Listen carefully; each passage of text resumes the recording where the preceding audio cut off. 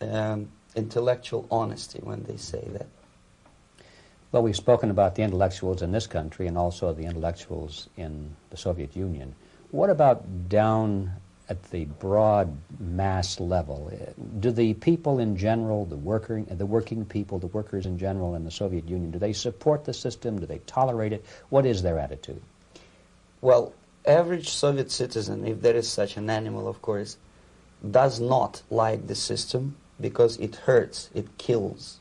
He may not understand the reasons. He may not have enough information or educational background to understand. But I doubt very much there are many people who are conscientiously supporting the Soviet system. There are not such people in USSR.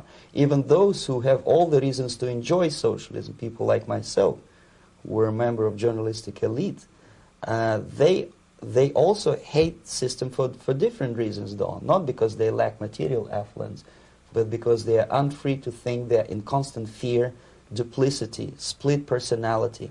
And this is the greatest tragedy for my nation. Well, what do you think are the chances of the people actually overcoming their system or replacing it? There is a great possibility that system will sooner or later be destroyed from within. There is a self-destructive mechanism built into any socialist or communist or fascist system. Because there is lack of feedback, because the system does not rely upon loyalty of population. But until this Soviet junta is being supported by the Western so-called imperialists, that is, multinational companies, establishments, governments, and let's face it, intellectuals, so-called academia in the United States is famous for supporting the Soviet system. As long as the Soviet junta will keep on receiving credits, money, technology, grain deals, and political recognition from all these traitors of democracy or freedom, there is no hope, there is not much hope for changes in my country, and the system will not collapse by itself simply because it's being nourished by so-called American imperialism. This is the greatest paradox in history of mankind, when capitalist world supports and actively nourishes its own destructor. I think you're trying to tell us something. Oh, in yes. This country. Mm-hmm. I'm trying to tell you that it has to be stopped unless you want to end up in Gulag system and enjoy all the advantages of socialist equality, working for free, catching fleas on your body, sleeping on the planks of plywood in Alaska this time, I guess. Mm-hmm. That's where Americans will belong, unless they will wake up, of course, and force their government to stop aiding Soviet fascism. Mm-hmm. Well, you told us a moment ago why you left the system. I'd like to hear the details of how you did it. It must have been a very dangerous thing. It was not so dangerous, it was crazy. First of all, because defecting in India is virtually impossible, thanks to very strong pressure from the Soviet government. Excuse me, you were in India on assignment at that time? Yes, I was working for the Soviet embassy in New Delhi as a press officer. Mm-hmm.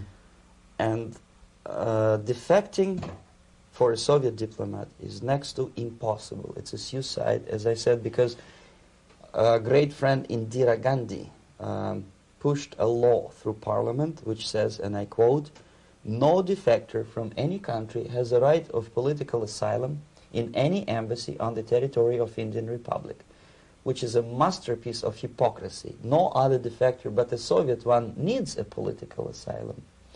So knowing that perfectly well, I planned a craziest possible way to defect. I studied counterculture in India. There were thousands of young American boys and girls with no shoes, long hair, smoking hash and marijuana, studying sometimes Indian philosophy, sometimes simply pretending that they study. And they greatly annoyed Indian police, and they were laughing stock of Indians. because obviously they were good-for-nothing students. I studied carefully where they congregate, what routes they travel, what language they speak, what do they smoke. And one day I simply joined a group of hippies to avoid detection of Indian police. I was dressed as a typical hippie with blue jeans, long camise shirts with all kind of nice decorations like beads, long hairs. I bought a wig because for several weeks I had to turn myself from a conservative Soviet diplomat into a very progressive American hippie. And that was the only way that I could avoid detection. It was very interesting experience, but it was necessary because from my own knowledge as a member of Soviet embassy staff, I knew that there were many cases when Soviet defectors were betrayed by Indian police, and also some Western embassies played a very dirty role in betraying the Soviet defectors. According to our information, they were some, I wouldn't call them double agents, but simply amoral people working for this for the United States embassy, and confiding in people like this would be a suicide. So I had to be extremely careful. I could not trust anyone, and that was the reason for such a crazy way to defect. Well, had you been caught in the act of trying to get out, what would have happened to you? Oh, most likely I would end up in concentration camp, or, depending on the situation and on the whim of some bureaucrat in KGB, maybe even executed. This is normal practice, quietly, of course, not publicly. But that would be the end of my defection, of course. Well, when did you finally make it to the United States? In 1970, after about 6 months of debriefing in Athens by the CIA, and I presume FBI too, they let me go first to Germany, then to Canada.